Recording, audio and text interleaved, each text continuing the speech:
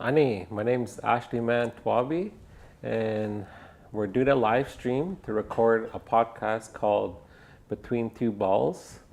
Um, I just like to say thank you for tuning in, and if you're catching the replay, please press that like button and share it away. And if you have any questions, please put it in the comments and let us know where you're tuning in from.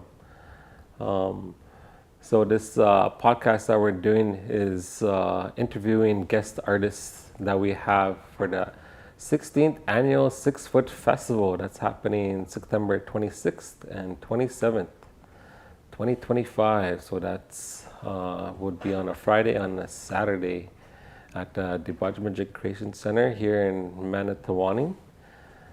There's going to be a lot of different things happening throughout the festival. One of the key things is seeing all the showcased art, installations, documentations, performances, and interactions with cubes on what's in the cube. So that's a special thing to look forward to. And another thing that everybody loves is food, so it'll be a feast also. Both days, one at dinner time on the Friday, 26th, and then at lunchtime on Saturday. Yeah, so we're going to be starting this podcast pretty soon because I think we are ready. If you could hear me and see me, and then we should be good. Are we good? Okay, we'll be starting in 5, 4. You've just tuned into Between Two Balls, the show where random rules the game. One ball gives the emotion, the other reveals the character.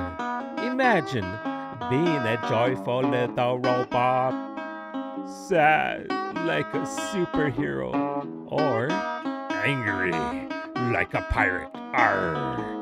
Two draws, infinity stories. This is the only show that's powered by bingo balls, and anything can happen. Ani, my name's Ashley Manitwabi, and I'm your horse. That could be a character in the Between Two Balls, a show powered by bingo balls. Speaking about characters, this show has a special segment where we're gonna have a bingo machine that pulls out 2 balls, one for an emotion and one for a character. So we never know what's gonna happen. We just roll with it. We have a special guest here today, Sapper Wemigwans, who's one of Debajehmujig Storytellers students who's been here for over a year now, engaging in all activities and taking a fabulous opportunity as an artist here at Debajehmujig Storytellers. So, Sapper, how's it been going leading up to the festival? It's been exciting. I've been really thinking about my installation project. And, I think I have a lockdown. We're fairly confident in the direction I'm going. So similar to last year with the theme. It's animals, mostly. Talk about a little bit about the animals. Well, you know, the theme for this year's 6 foot, what is it? The language of the earth. So, like, how do we listen and understand, you know, the earth and all its creatures? And the direction I'm going in is like how we took lessons and the things that we understand from the animals and how we implemented that into our everyday life, like inventions, even cooking. I was thinking more like engineering and stuff like that with planes. Okay. Yeah, so like I think like if you have like a bird, like a plane would be designed like a bird or something like that. Yeah, exactly like that. So they would see the aerodynamics of a natural, you know, bird that's been flying for thousands of years. They know what they're doing, right? So, you know, when they made the first planes, they were kind of backwards, like they weren't really connected to the land. They were like, oh, birds have wings. we should have more wings. So they see those old planes with like several wings on them. Yeah. Things that would only fly like 2 or 3 feet and crash. And so Well, it went from be there if they crash. yeah, it went from those weird designs to how today's modern planes look more or less like birds with how they're designed. So we took lessons from the animals there, from the animal kingdom, to improve our own stuff. Oh, awesome! That's pretty interesting. So, yeah, I'm looking forward to it. And I know you did a installation last year, and I think it's going to be something really great that you have an opportunity to have, based on some of the stuff that you've been hearing from other artists. What do you see an artist as? That's a tough question. What do I see in artists? How do I perceive them? I think they're all kind of weirdos for the most part. Yeah, the W word. Yeah, the big W. But yeah, a lot of people lean into that weirdness they have, and then they're very passionate about certain things. Some people will jump from idea to idea, and they're very creative mindsets that will transform that original thing to something completely different. So it's strange and weird in a way, but that's sort of how I view artists. How do you think it's strange? Do you think it's because like the way they think, or is it the way they present themselves? It's very outside the box thinking that they carry with them throughout their lives. It's essentially just not being normal in a way. You're a little bit different from everyone else. And so tell me what normal is. well, I guess not being creative is a big one. People sort of lack that in their day-to-day life.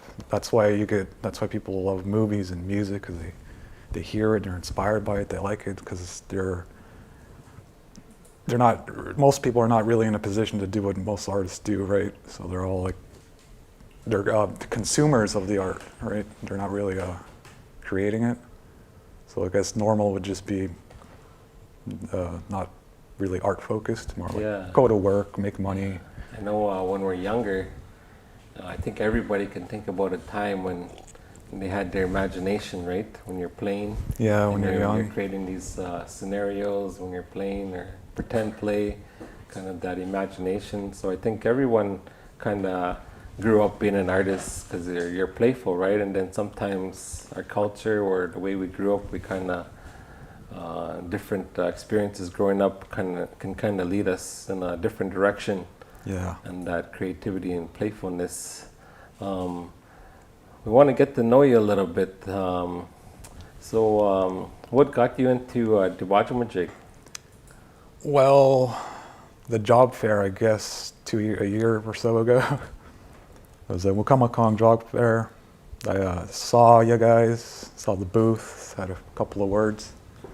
And then I was going to Wintag school there, and I mentioned Debajehmujig, and everyone around there said that's a perfect place for you, because I wasn't even aware that Debaj existed up until like a year ago. Yeah, and then sort of just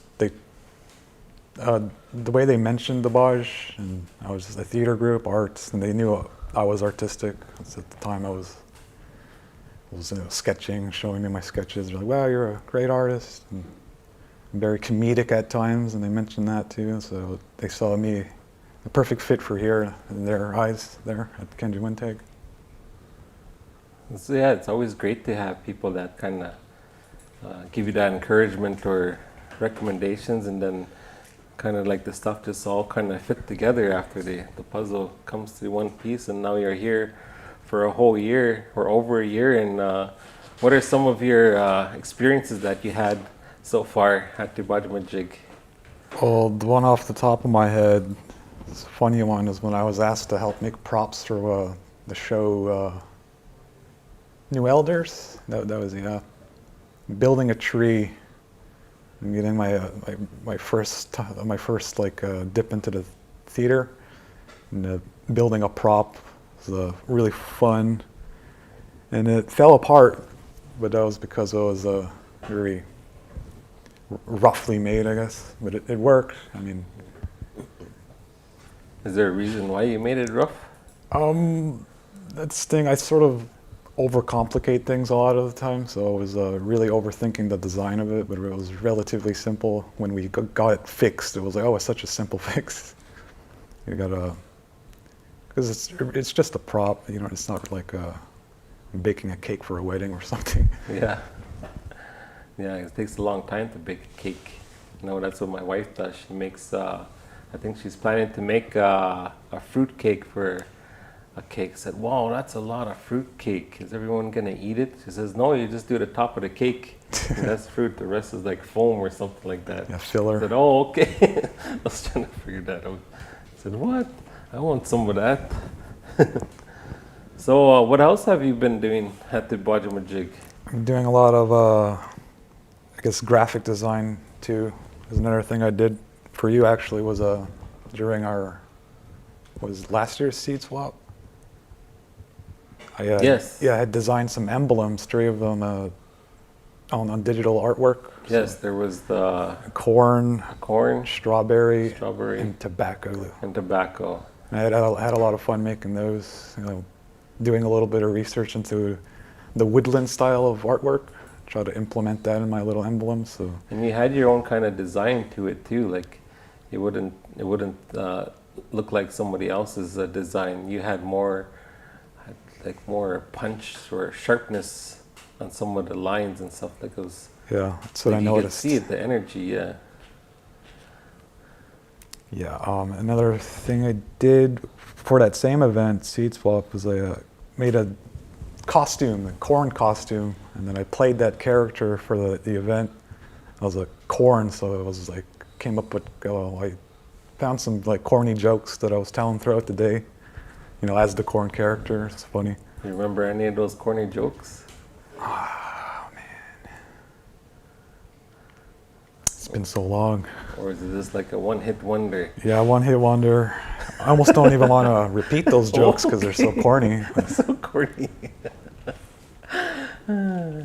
So based on that, being in front of people, dressed up and telling corny jokes, what was going through yourself at that time? A lot of, dismantling the ego. You know, just trying to let go of that insecurity I had. Like, I'm Sapper, I'm not a piece of corn. So it's like Okay. having to set that aside and really just get into character. You know, I experienced a lot of that here at the Debaj. You know, I did my first show with you guys, and having to, just get rid of that insecurity, so get the shakes or whatever. You think that happens to a lot of artists that start out? Yeah, unless you're one of those people who really like the attention or they soak it up and they love it. Yeah. Some people, well, I interpret that the same way, but it's more or less anxious. It feels like an anxiousness, but I'm really excited about it. And you get viewed 2 different ways like that. Yeah. I think we were doing improv training with Jay something with Making Box improv group. And the way he explained it just made so much sense to me. And it was like some people going into a performance or show, they'll think they're like really scared and nervous, but really they're like excited. So that excitement could just be misinterpreted as like, being scared and anxious, but really your body's just amped up for it. So you got to really convince yourself that what you're feeling is a positive feeling and not be so negative about it, you know. Okay, just thinking about being positive more than negative. Yeah. So I guess it could make you stumble too, right? Yeah. And That's then the once thing you is set if yourself up. Yeah, because that's the thing. If you're too focused on that fearfulness, you're not all there. In a sense, you're like split focused. So you just the negative side of it is like if you're too focused on it, it will obviously take your focus away. But if you view it in a positive sense, you sort of don't have it on your mind all the time because it's not a negative thing. Right? If there was a negative thing in your in your focus, it's natural for you to focus on that, so you could solve it. Right? Yeah. No one likes to be annoyed or irritated or have Found that something before growing up, it was easier to be negative than positive. Yeah. So I got comfortable in it until started working on being positive and just going with it. We're picking the challenge. The challenge is just to just go forward and do it, and taking those risks based on insecurities and ego and all of that, because part of the work that we do here is we kind of have to change our characters Yeah.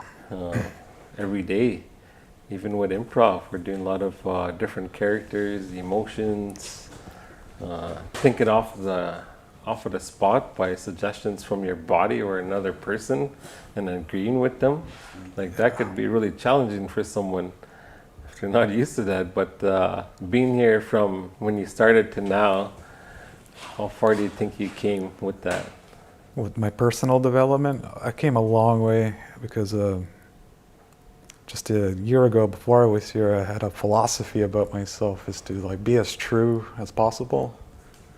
So I always had a weird disposition about actors in general, well, and specifically actors, because I always felt like they were, I don't want to say liars, but they were disingenuous. They're always like playing a character like someone that isn't them.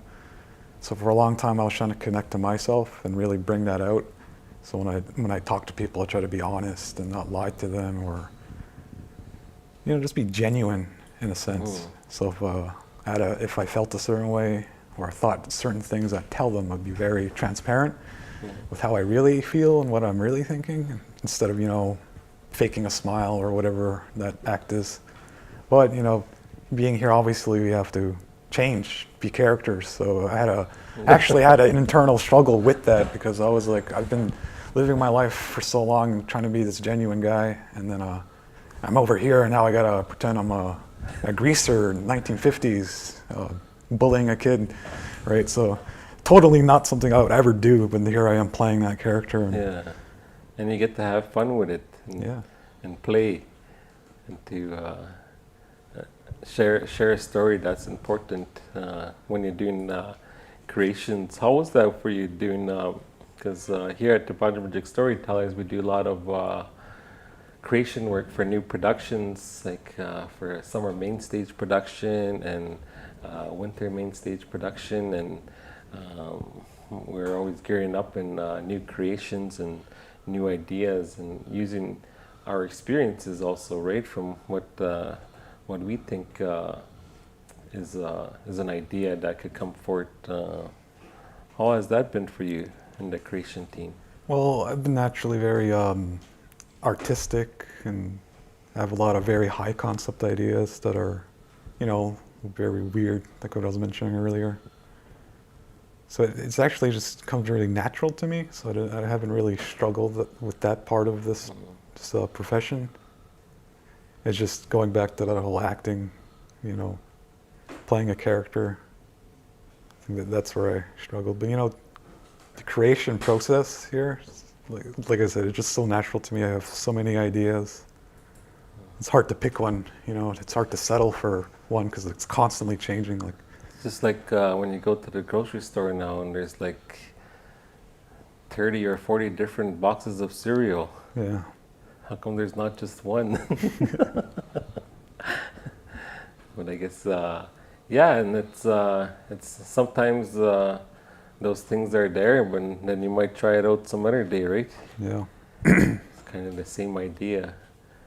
Or like go back to an idea and then drastically change it. Yeah, because we're always changing too, right? Mm-hmm. As a part of a creation team, we might be working on some kind of focus, and we're just constantly thinking about that all the time. Even when we're driving home or going out for a walk, and then we come back, and then we might have got some more understanding because we're thinking about it. So whatever you're focusing on is something that's coming, and new ideas come up because you're constantly thinking about it, right? And then more things come up as you go. So it's I think it's a timely process too, but there's a whole team of yous that do it. Yeah, and then you hear other ideas, and then you're like, where did that idea come from? Yeah, it's always nice to have different input from elsewhere and help with maybe there's some improvements that you're unwilling to see, we're just unable to see, and then someone from an outside perspective, like another colleague, will have a comment about it or whatever it is, and it'll give you that fresh perspective. Yeah. Like for me, sometimes like I had to work on my humor, like my sense of humor, because it's not for everyone's humor. So like it's like having that test audience before we actually put it out into the world is really nice to have. So Yeah. it's not a trial and error, it's more like a refined process when we finally Okay. bring the product. Yeah. So what are you looking forward to doing at Debaj in the coming years? More stuff with my voice. I'm not too sure how we're gonna do that, but I've always been into voice acting and stuff like that. So I like to entertain myself when I'm at home. Is it like different Do a character. sounds or tones or? No, it's more or less accents and characters. Okay. It's very like one-time quips that make me laugh, and then I'll forget about it. Yeah, Sometimes yeah. I gotta write it down, but then, like I said, a lot of the times my own humor is it's a bit too much for people, so I just keep it on the inside, and then I'll talk about it. Okay. But it's kind of the direction I want to go in. Is Well, so there's like, how can you, if you think it's not going to be something that people are appreciating, how can you make it so people appreciate it?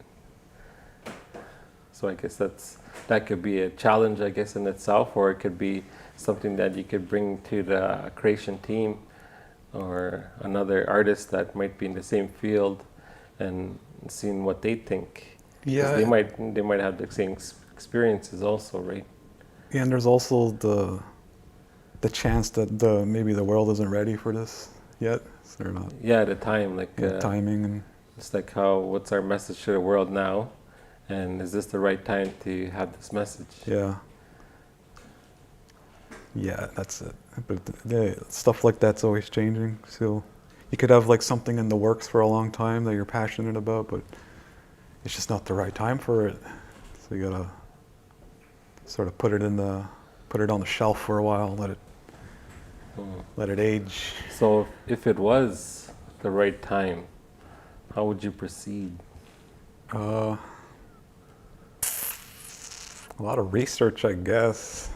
Let's see what it all, because you always have a demographic and a target audience that you're always considering.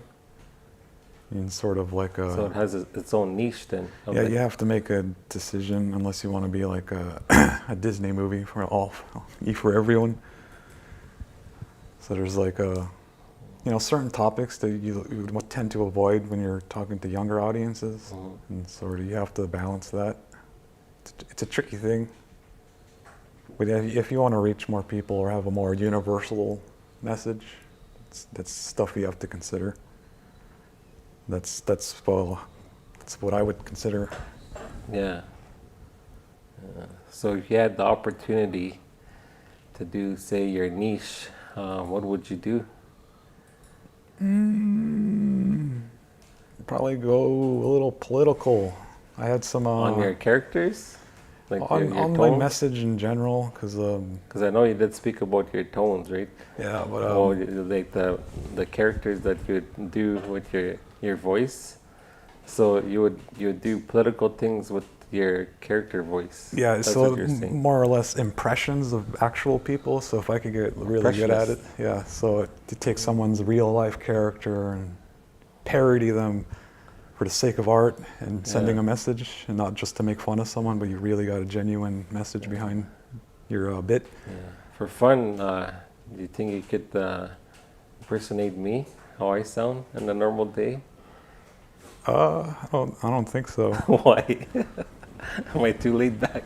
Yeah, it's too laid back, and Okay, how oftentimes about, you're on the laptop. Tyler. I could do the mannerisms. Okay. So there's a lot of things like.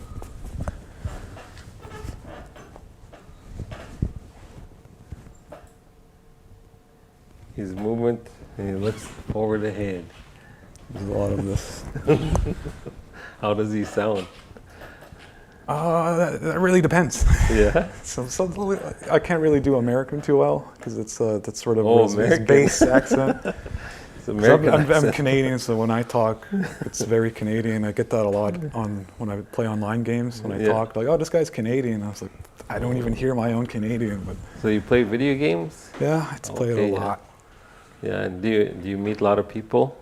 Yeah, that's where I have a lot of my impression fun. So Okay. Do you yeah, have meet so you get to use your impressions while yeah, you're just playing playing? games. So that sounds like fun, actually. Like, usually I always thought, I used to do gaming also. I don't game too much anymore. Once in a while, my children might ask me to play some silly game on console. But yeah, I never thought about that before. It's like to use your expressions because it's almost like you're free, right? You're just having fun and you're playing. You're playing games. So yeah, so you are kind of continuing on doing those impressions and impersonations and things like that. Yeah, Do you meet other artists online? not that I know of. I know a lot of creative people that I don't personally know them, but I'm aware of their work, and so there's a lot of creativity in the particular games that I play, anyways. So do you know any creative artists that have inspired you from online? Yes and no, but it's more like a friend I've had for a while, and play games together. And I know them to be very artistic themselves, so they do a lot of digital artwork. And that's inspiring to me because he has this particular friend of mine showed me preliminary sketches of like a comic book that he's interested in making. And then that was sort of inspiring me, and I was talking with him, and like, I totally could help you with that too if you want to go through with it. But yeah, he showed me some images, and I'm like, I could see your vision, and it's so cool. Like, it's just having those type of peoples in your life. Yeah, yeah. It keeps that inspiration strong. Yeah, so having artists around, as being an artist, kind of keeps it going. You don't feel like a lonely artist. You Yeah, ever and- get lonely, like being an artist, like Not- thinking about this, like this impersonation?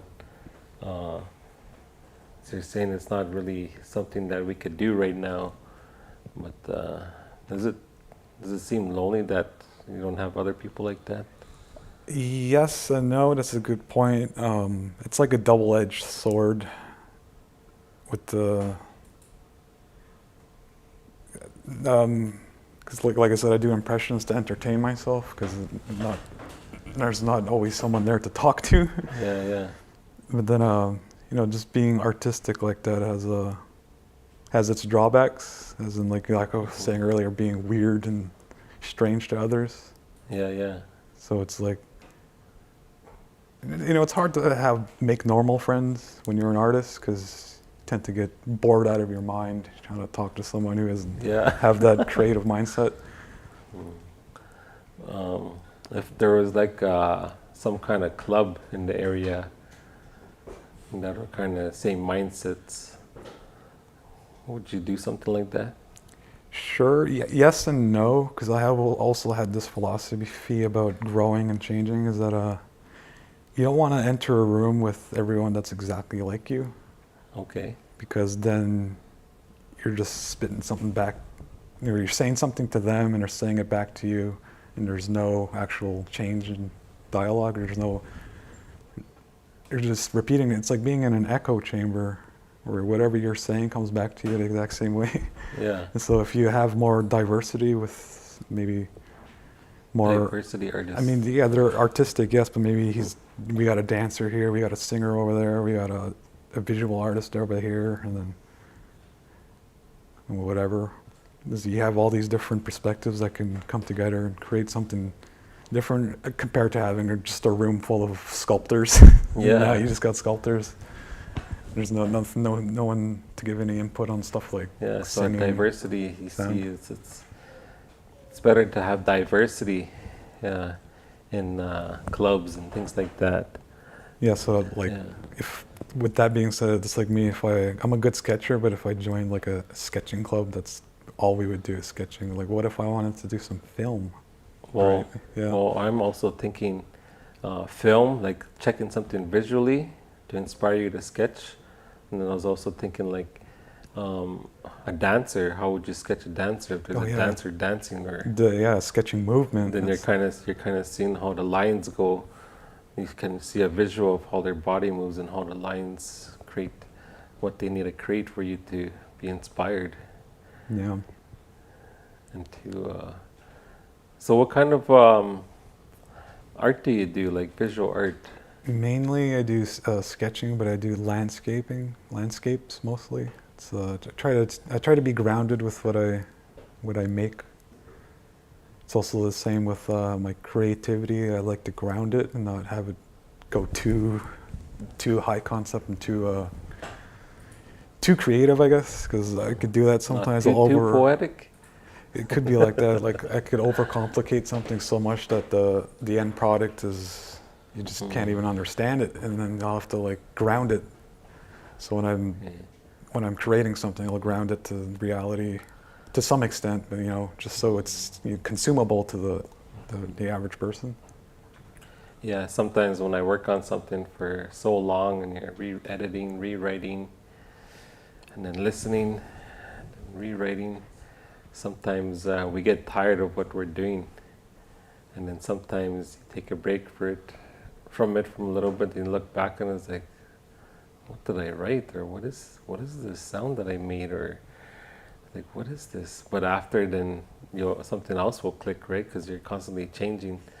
But I think it's good to always constantly play with those ideas and keep them because I think anything that you produce, that's what your hands are producing, right?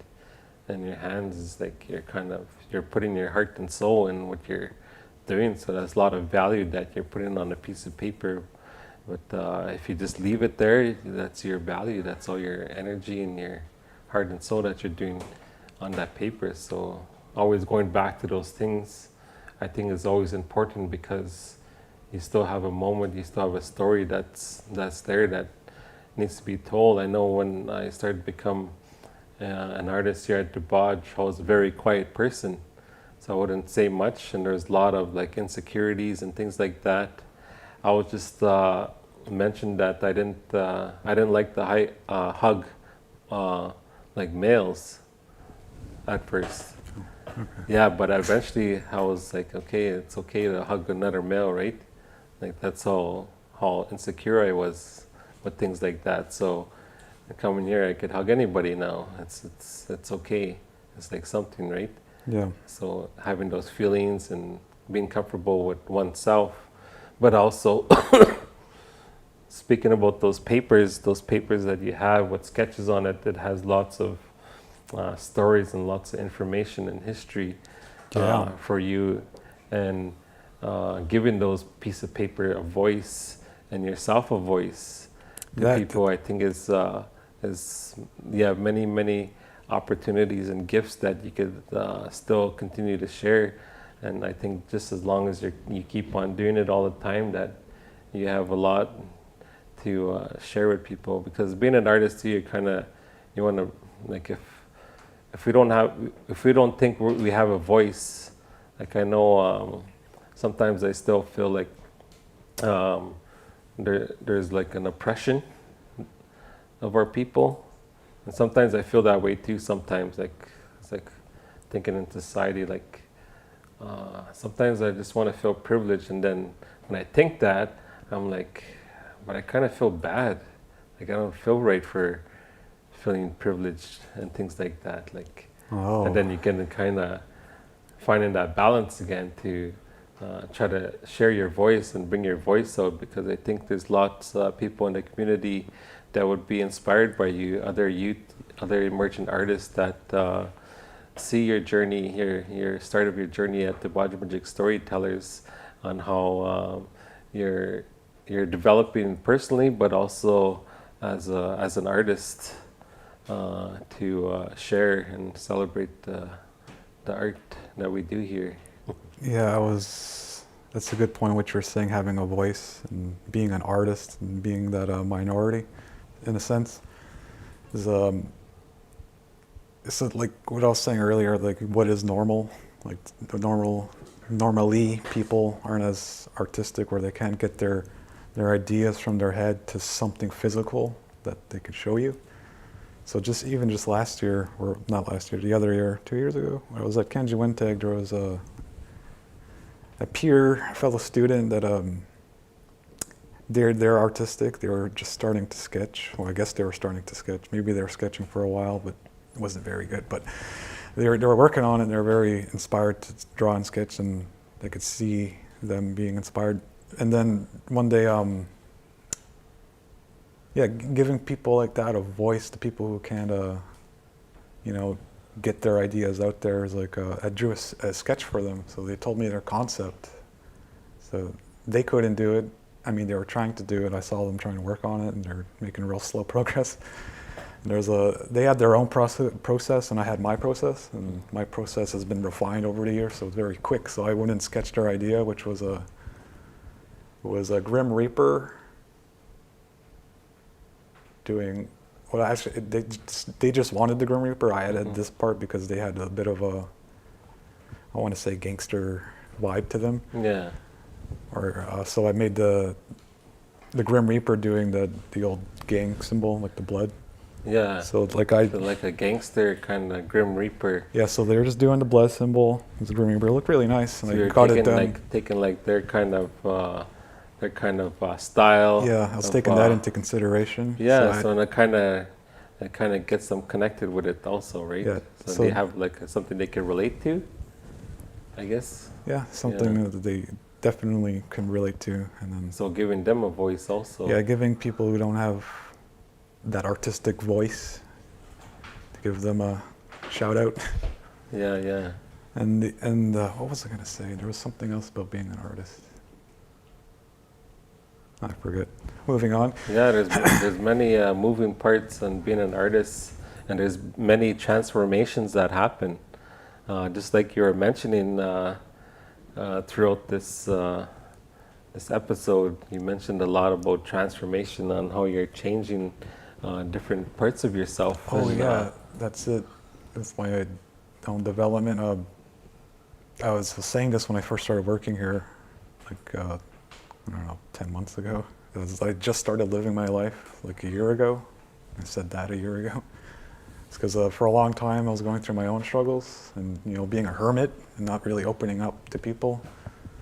And then I started going to Kenji Winteg, and that opened me up a lot, to people, talking. Like, I could probably talk to you like this all day. What made you make that choice to go like from hermit to school at Kenj?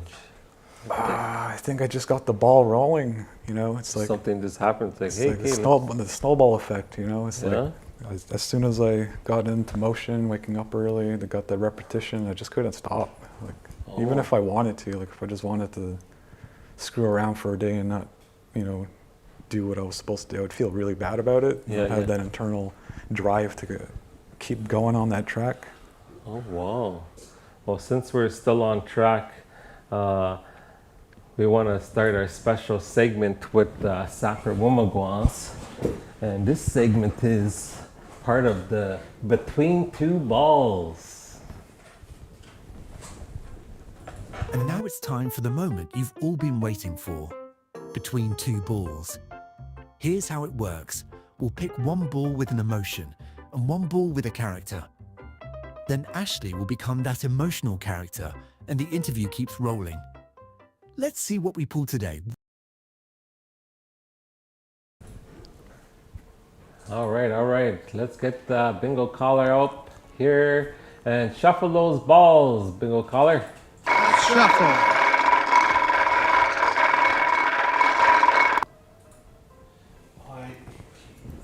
I-18 falls under the emotion clumsy.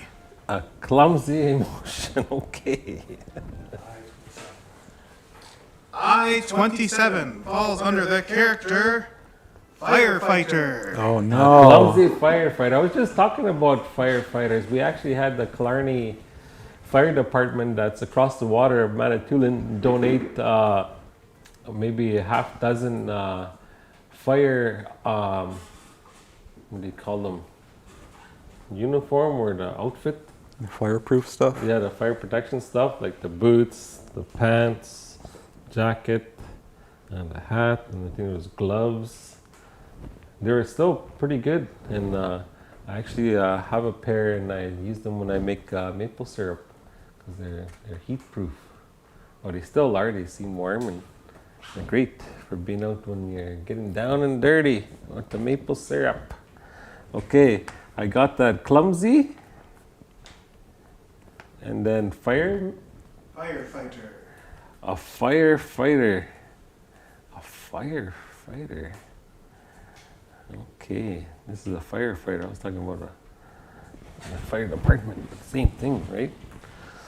All right, so a clumsy firefighter. Are you ready? All right. Hello, everybody. My name's Jimmy, and I've been through a lot there, Sapper, bringing on those rescues from those wild animals that are in the bush and burning out those fires. There was many experiences when I actually had a tripping hazard on a few logs, because I was looking at this beautiful buck that was just standing there, and I didn't know what to say, but I noticed he was trying to keep his young one there and hold them very tight. But I said, go, go, go. And then I tripped. I said, oh my God. So I didn't know what to say to him, but I want to kind of tell you in this round I want to ask you a few questions to inspire me and help me with some of the things that I'm having challenges with, like that one.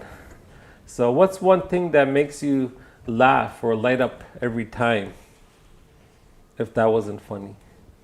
I guess impressions. I really like. It really gets me going whenever I hear someone do a good impression. Could be anyone, an actor or whatever. Hilarious when it's done right. So what kind of impressions can you do? Can you show me an impressions that maybe I can help me when something goes downhill on me? Well, you could do the old man bit. What's the man bit? I spent $4,800 on a sleeping device. That's very good. I think I'm getting inspired here, and this is gonna really help me. I'm sorry. I think my throat is getting a little clumsy here. Who or what has inspired you the most along the way? Hulk Hogan. Hulk Hogan. I know Hulk Hogan from, I think it's WrestleMania or WWF. Which one is it? I don't know. That was a joke. I don't have anyone in particular that I look up to. But Hulk Hogan came up because Hulk's, I believe he just passed away recently, right? May the spirit live on for Hulk. Amen. Who would you love to work with if you could choose anyone? Like realistically, or just In your adventures of living in the, let's say, in the past year.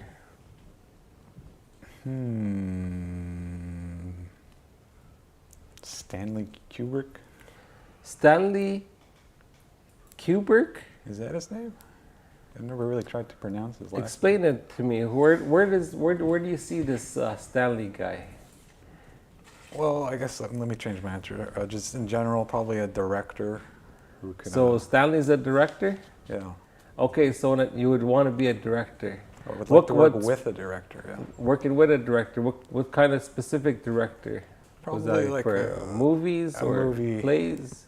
A movie. Yeah, I'm interested in working with a movie maker. That would be cool. A movie maker, yes. There's many times when I got interviewed, fighting those fires out in the north. There was lots this past summer, and it was hard. It was lonely. It was something where you had to always think on your feet, but my feet would always be up in the air. I was like, help, help, Tim, help me. He'd always see me there. And that's kind of why I got a hunchback now. So I'm always on my back. It's all those sticks.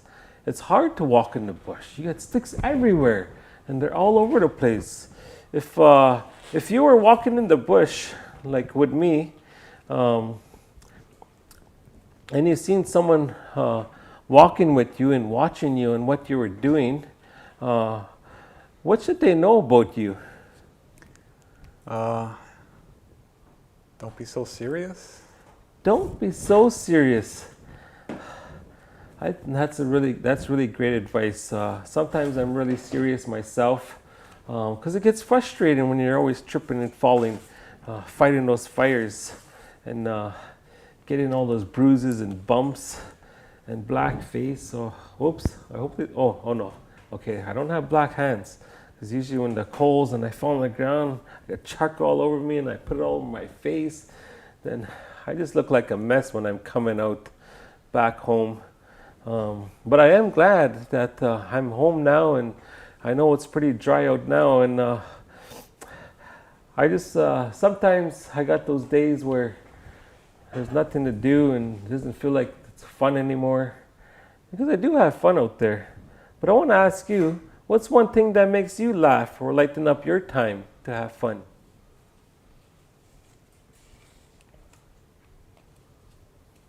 Jokes. Jokes? Specifically, dark humor jokes. Dark humor jokes. What's your unique strength or gift that people might not notice right away? Very patient. Very Yeah. patient? Very patient.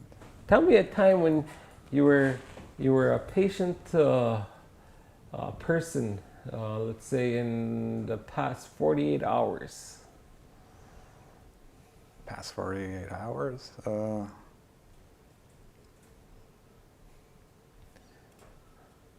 I know when I'm out in there in the forest, I rarely get people patient with me. It's like, we have to put out these fires. We can't keep on picking you up all the time. How about you just wait there, and at lunchtime we'll come pick you up. So yeah, I would just have to sit there, but it was enjoyable. Laying on the ground, watching the birds, twiddling around. There was one time I seen a moose, and I had to stay really patient because I was really scared. I had to stay still. But I kept on feeling this bug going around my head, and I had to scratch, and I was making lots of noise, and that moose was coming right at me. So I had to stay patient and still. And it was just looking at me. And slowly, it just walked right past me. Ooh, I really needed patience that time. It saved my life, I think. And I had to share that story with them. As I think next time, you have to take me with you. You have to have patience with me too. So that's my kind of little patience that I had to experience. Not in the past 48 hours, but... Well, I guess this morning I was patient. It was my ride was my dad, and I was hoping to come to work on time, but he decided he wanted to walk our nephews and nieces to school today. And then I was like, where is this guy? Well, I'll just wait. It's no big deal. And yeah, that's a bit of patience I used. You have patience, that's good. But I think it would have been better if you just started walking. I think one of those things, you should be on work on time. I think it's better to be on work on time, make those phone calls. That's when I always had the walkie-talkie, but they told me to be quiet. They said, I don't need to hear you. I need to put out these fires. I was like, oh my God, this is something that maybe I need to change careers, because it's becoming a toll on me now. I can't keep up with them. I'm always falling. That's one of my biggest challenges. What's been the toughest obstacle you had faced, and how did you go through it? I think I mentioned it already, but just being really to myself, reserved and a loner, I guess, a shy boy. And, Yeah, I've been a loner too, just sitting there. But it's actually nice and peaceful. You don't have to hear people talking and commenting and telling you what they think about something. Like it was actually peaceful, hearing the insects, the snakes. I could hear this one time, my pants was burning. There was still coals there. I had to go like this and take it off, and it's like, oh my God, I can't. Calling on the walkie, come, I'm on fire. that was something itself. You know what? I think this is gonna be my last year being a firefighter. But I enjoyed it. I was actually the fastest one that would put out a fire because I would focus on staying in one spot. These other people would go out there, but then I would be going behind them and there's still coals on. So I'll be the ones who like take the leftover coals and I'll make sure it's out so we don't have to go back to that same location because I like different locations all the time. So that's kind of like my superpower, I guess you could say, is taking my time and enjoying myself from there and making sure that fire's out. What's something about you that would surprise people?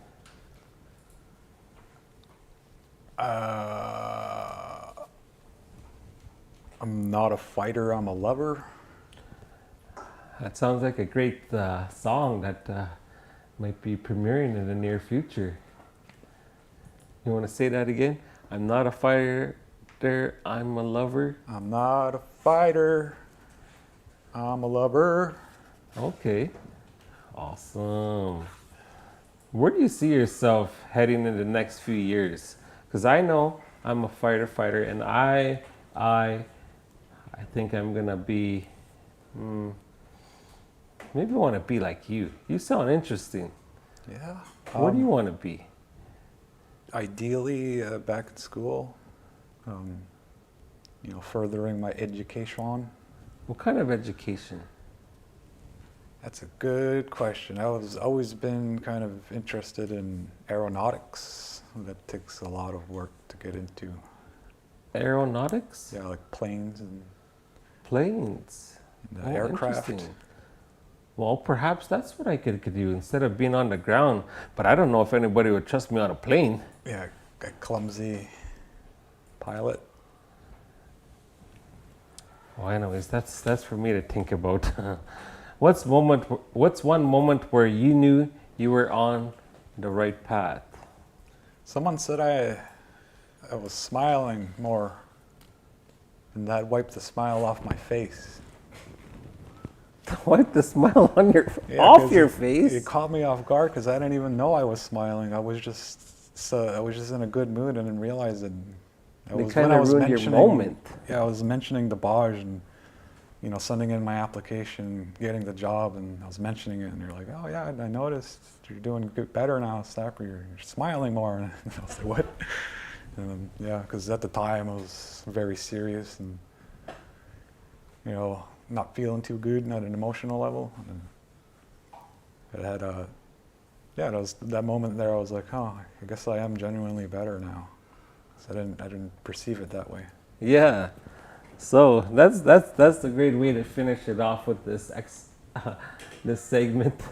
As the clumsy firefighter with Sapper. All right, awesome. Firefighter. I haven't actually been a firefighter before, or a clumsy one, but I wonder what always happens to them if there's a clumsy firefighter. They probably don't make it out.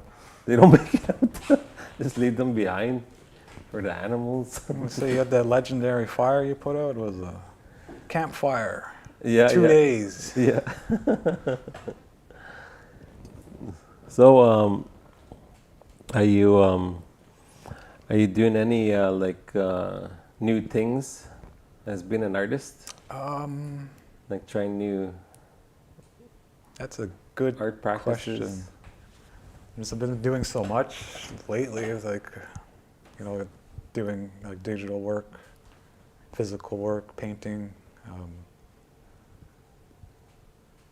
I think even the props, building stuff, and then all of that is honestly new to me because all I have really ever did was sketch and paint on canvases. Yeah, I never really did growing any up. Did you ever work with your hands? Like, I did a little bit of stunt motion animations. Mm-hmm. But beyond that, it was all just, I did tailor some of my own clothes. I did make hats before. So Yeah, I did you work with that. always dress. You have a nice suit on right now. Where do you get your inspiration to dress? I just really liked how they dressed back then. It was really a nice look. So you pick a style back. Yeah, so that's a phrase I like to say as like, I know what I like, right? A lot of people that are not sure what they like, or they're too afraid to embrace what they like. So I don't really, so like I say, I know what I like, and then I'll generally lean more towards that and not be embarrassed to like what I like. If you had the opportunity, would you make your own clothes? Sure, I've been always wanting to do my own fashion line, but with my style in mind. Like, Yeah. Well, maybe bring it to the creation team, where as something that you wanna, a goal that you could probably reach.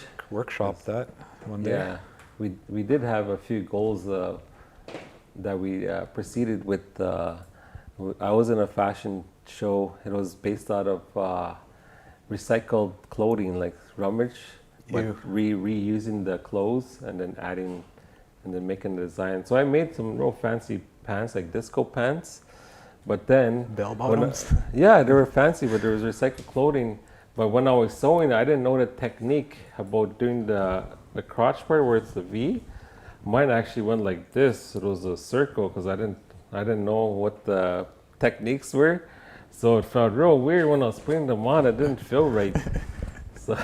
So we make mistakes, and yeah, we learn from them. We learn, and it's something to share, because it's okay to make mistakes when you're trying something new, and you just have to try it out. And sometimes if someone's not there that knows, you're getting the experience, and you could say what not to do and what to do. Yeah. But I guess it's my own design.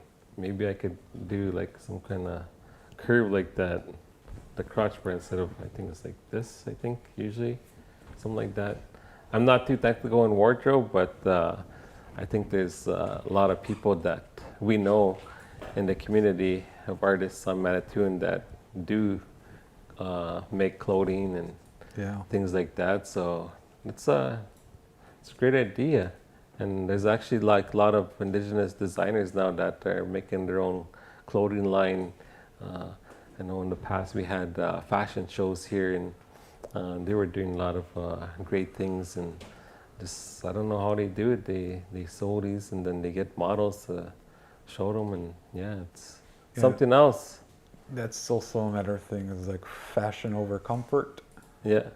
So there's a balance there that you have to reach to have something practical, but at the same time, it meets your needs as an artist or a creative person, or someone with just a lot of zest or whatever.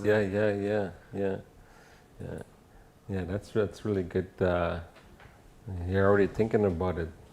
Hopefully, we put a seed there and a seed here during this conversation, and I think you put out a lot of seeds out there in the community, and people that'll be listening to this are gonna get some inspiration and different ways of looking at the world, because all of us have a story, all of us have a way of looking at the world and how we could change the world or bring our voices out, because sometimes it's our personal journey, or sometimes it's our artistic journey that we're going on, and we need to celebrate those. And that's why we're doing the 6 Foot Festival, is to celebrate those and our accomplishments and things that happen and throughout the year. So I'd just like to thank you, Sapper, for visiting here with us. Thank you. Yeah. And I just like to say Wemigwans, everyone, for tuning in to Between Two Balls, the show that's powered by Bingo Balls. Until next time, keep on rolling. You just rolled through another round of Between Two Balls. Remember, emotions, characters, chaos all come from the bingo cage. Subscribe, leave a review and tell us what character and emotion should we pull next. Nahal. I love you. Zaganim. Guamin. See you later. Hello, thank you for tuning in to the podcast, episode 6 with us. Really appreciate your time. If there's any questions or comments there, this is the time where we could respond to them. So is there anything? I'd also like to respond to these comments or questions as a character and an emotion from the bingo. Yeah? Okay. So do we have a line? Okay, so Sapper is going to take the opportunity to have fun with this also. So he wants to have emotion and character. B9 falls under the emotion confident. Confidence. Great one. G48 falls under the character Space Captain. Confidence space Oh, captain. wait, I got this. Oh, he wants to wear a prop. All right, let's get back into the scene there with both me and Sapper as a confident space captain. Okay, let's put a comment on the screen. I'll get Sapper. I'll read it to Sapper. Sapper, do you think having a drama class in elementary is just as important as physical education for our young children to be able to express themselves at a younger stage instead of waiting until high school level? Yeah, I feel it is very important. For me in particular, my men on the ship, we practice this every day. It's a sort of improv where we throw a bomb at them and they have to react really fast, but they can't do it in a normal way. So say I throw it and they have to be sleepy, or maybe they have to be scared or think it's funny. But yeah, I think the arts and drama and all that is very important because there is a point of view that a lot of people have, is that like being in the arts is a waste of time. Like they don't view it as important. Really? Yes, it's heresy. I didn't know they talk like that. Yeah, but with that being said, if you did have that sort of perspective, you would listen to music, you wouldn't watch movies, you wouldn't enjoy colors. Mm-hmm. You'd be a black and white robot. Right. All right. Miigwech, Olivia Knapp for that question. Have any more? Another one from Olivia. Do you rely on elders for your guidance and mentorship? My dad's an elder, so yeah, he has guided me a lot. But besides him, there isn't a whole lot of elders that I've been observing intensively. Would you take that opportunity if there was an elder that's there and willing to share? Sure, I would recruit him immediately to my fleet. Okay. All right. Is there anything else? So proud of this young man. He's come a long way since high school. Way to go, Sapper. That's Patricia Mendwabe. Thanks. Okay. All right. Any more comments? You're unique in a crayon box. There's all different colors, but in the box, like our community, we make a great pack together. Hoorah! Olivia. Yeah. He's totally outside the box, like a clockwork. Is it Clockwork Orange? Yep. Oh, Clockwork Orange. Yeah. Thank you, sir. Never saw that movie. It's a her. Ma'am. Lena Reckley. LOL. My throat got clumsy there. Okay, that was me. Yeah, sorry about that. But you never know, right? And we're doing that podcast live, so we have the skills. Some of us have them tuned up, and some of them are a little rusty. So, thank you, Lena. That's all. Cool. And thank you, everybody. Is there anything else you want to say out there to people? Don't be afraid to like what you like. Don't let the normal people keep you down. Okay. All right. Thank you, Sapper. Really appreciate it, and looking forward to more journeys with you here at the Debajehmujig Storytellers. Now, I'd just like to thank everyone that's been tuning in, and if you like what you're seeing and hearing, please share it, like it, follow, subscribe, and all that good stuff. And if you have any inquiries, send us a message at storytellers@debaj.ca. And I'd just like to say, until next time, keep on rolling.